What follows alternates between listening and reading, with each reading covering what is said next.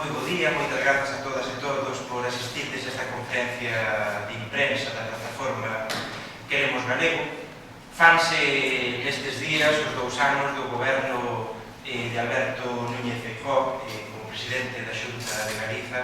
e a valoración que temos que facer desde a plataforma Queremos Galego non pode ser máis negativa. Son 2 anos de goberno de Feijóo, 2 anos de ataques á lingua galega nos diferentes ámbitos por parte da institución que debería ser, tal e como estipula o artigo 5 do Estatuto de Autonomía, debería ser a principal defensora, a principal valedora da nosa lingua propia. É unha constatación que realizamos desde a plataforma Queremos Galego, igual que realizan as diferentes institucións culturais do país. Son 2 anos nefastos para a nosa lingua, 2 anos nefastos para a nosa cultura, e hoxe, a día de hoxe, é moito máis difícil vivir en galego que hai 2 anos. Que non é, desde logo, tampouco unha situación edénica, de falta de problemas, mas a realidade é que hoxe é moito máis difícil vivir en galego do que o era hai 2 anos.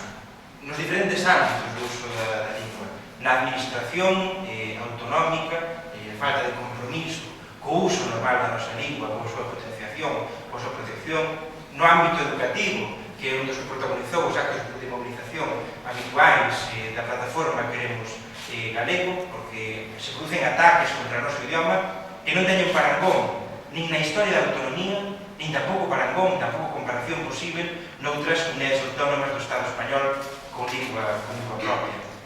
No ámbito dos medios de comunicación, vemos como nestes 2 anos se laminaron medios de comunicación que utilizaban con normalidade a nosa lingua, a pesar de que o Estatuto tamén fala da obriga de potenciar os medios no noso idioma propio. Na administración, en xeral, xa comentaba antes, pero mesmo na administración de xustiza, é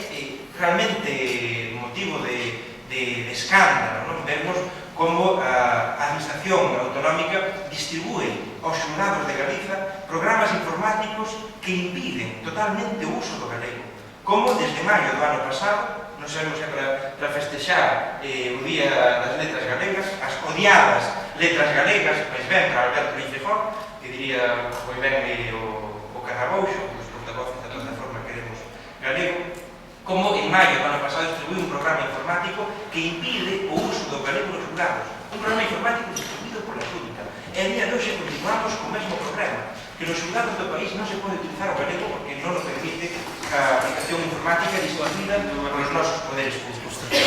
Ante esta situación é evidente que é necesario que nos continuemos a mobilizar. Por ese motivo, desde a plataforma Queremos Galego, convocamos un acto para o vindeiro 30 de abril, un acto nacional, no cal poremos voz a un manifesto en defensa do noso idioma, agora que levamos estes 2 anos nefastos de goberno de Alberto Núñez Feijóo, e tamén cando se aveciñan, efectivamente, as eleccións municipais, que son poucos días despois de que festexemos, aí sí, a inmensa maioría da sociedade galega, o Día das Letras Galegas. Entón, por unha banda, convocamos para o día 30 de abril un grande acto nacional de reivindicación e de defensa do noso idioma, e tamén convocaremos para o día 17 de maio concentracións a nivel local ás 12 do mediodía, onde leremos tamén un manifesto en defensa do noso idioma e textos de diferentes autores da nosa cultura galega, en defensa tamén da lingua que nos une como galegos e galegas. A día de hoxe tamén unha lingua que nos une a séculos de expresión cultural como galegos e galegas tamén ao longo da historia. O Día das Letras Galegas vai coincidir moi poucos días antes das eleccións municipais. Por iso tamén, desde a plataforma Queremos Galego, queremos chamar aos militantes e simpatizantes do Partido Popular que non están de acordo coa política deste partido político, cos votantes deste partido político noutras eleccións que se manifestaron con Queremos Galego ou que se movilizaron en diferentes ocasións en defensa da nosa lingua, e queremos dicirlles que é hora de sair do armario.